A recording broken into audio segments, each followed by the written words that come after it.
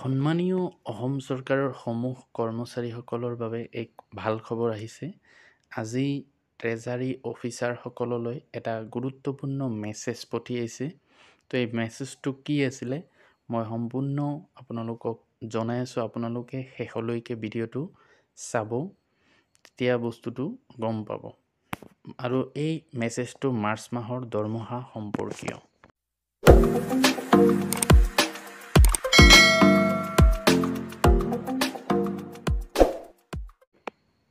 তো এইটো চাব পাৰিছে WT মেছেজ ডেটেড 2/4/2024। তো মেছেজটো 2/4/2024 তাৰিখে পঠিয়াইছে। তো ফ্ৰম ফাইনেন্স আছাম দিছপুৰৰ ফাইনেন্স ডিপাৰ্টমেণ্টৰ পৰা আহিছে to all DISCOM sub divisions DISCOM Kamrup metro' for all treasury officers. তো ইনফৰমেশ্যনটো পঠাইছে সকলো ট্ৰেজাৰী অফিচাৰসকললৈ। তো কি লিখা আছে বলক আমি চাওঁ মেছেজটোত।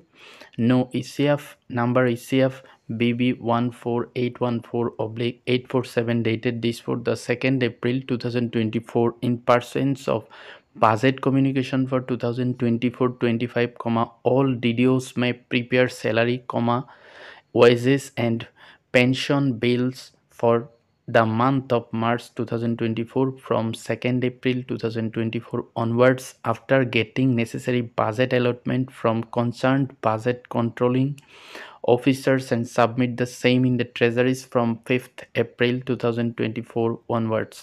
তাৰমানে এইটোত কি লিখিছে যে 2nd এপ্ৰিলৰ পৰা যিবিলাক DDOৰ মানে বাজেট নাই, তো আপোনালোকে নিশ্চয় গম পায় যে DDOত হেৰিত কি থাকিব লাগিব, বাজেট থাকিব লাগিব। মানে পইচাটো থাকিলেহে তেওঁলোকে বিলটো জমা দিব পাৰে বা বিলটো হয়। তো যিসকলৰ DDOৰ মানে বাজেট নাই, তেওঁলোকৰ বাজেটখিনি সোনকালে পাবলৈ যিসকল বাজেট কণ্ট্ৰলিং অফিচাৰ্ছ আছে তেওঁলোককো অৰ্ডাৰ দিছে যাতে 2 তাৰিখৰ পিছত সোনকালে তেওঁলোকৰ বাজেট এলটমেণ্টখিনি দি দিয়ে। আৰু বাজেটখিনি পোৱাৰ পিছত DDO সকলে ধৰক 5 তাৰিখৰ পৰা তেওঁলোকে ট্ৰেজাৰী অফিচাৰত বিলখিনি জমা দিব পাৰিব। মানে 5 তাৰিখৰ পিছত বা 5 তাৰিখৰ পৰা treasury officers are directed to pass the aforesaid bills from 8th April 2024 repeat 8th April 2024 onwards message over।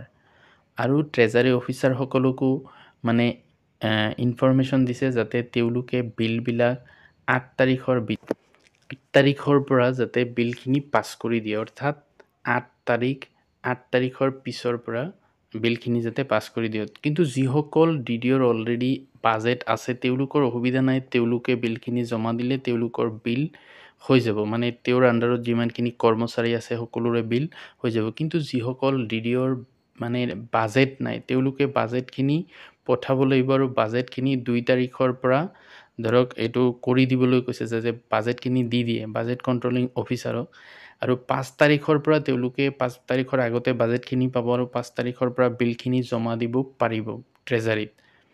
আৰু 8 তাৰিখৰ পৰা তেওঁলোকে বিলটো পাই যাব, অৰ্থাৎ দৰমহাটো পাই যাব। তো এইটো এটা ভাল খবৰ কিয় কৈছোঁ, যিহেতু আগলৈ বিহু আহি আছে বা ঈদ আহি আছে, গতিকে সকলো কৰ্মচাৰীৰ কাৰণে এইটো এটা ভাল খবৰ। হয়তো বাজেটৰ কাৰণে আপোনাৰ দৰমহাটো আৰু দেৰিলৈকেও হ'ব পাৰিলে হয়, কিন্তু যিহেতু মেছেজটো আহিছে গতিকে সোনকালে দৰমহাটো পাব।